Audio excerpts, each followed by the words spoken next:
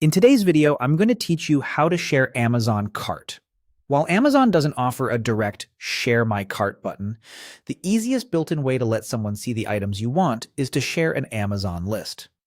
If you already have a list with the products you want to send, this walkthrough will get your shareable link ready in seconds. Start by opening your web browser and going to Amazon.com. Make sure you're signed in to the correct Amazon account and the right regional site for you, since availability and prices can vary by country. On desktop, look toward the top right corner of the page and hover over or click the area labeled Account and Lists. This is where Amazon groups your personal settings, orders, and all your lists. From that menu, choose your lists. This takes you to a page that organizes everything you've saved for later. Things like your wish list, shopping list, and any custom lists you've created. Take a moment to confirm that the list you plan to share actually contains the items you want others to see. It's also a good time to glance at product details because prices and stock can change frequently on Amazon. Next, select the list you want to share. Opening it will show you the items inside along with their current details.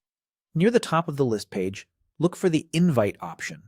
Depending on your version of the site, it might appear as an invite button, or live under a Share or More menu near the list title. Clicking Invite may prompt you to choose the permission level, View Only if you just want people to see and purchase items, or View and Edit if you're collaborating with someone and want them to help manage the list. Pick what fits your situation best. When you see the sharing options, click Copy Link.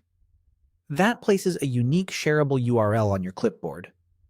You can now paste that link into a message, email, or chat so others can open the list directly.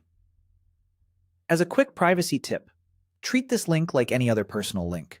Share it only with people you trust and avoid posting it publicly. A couple of final notes to keep things smooth.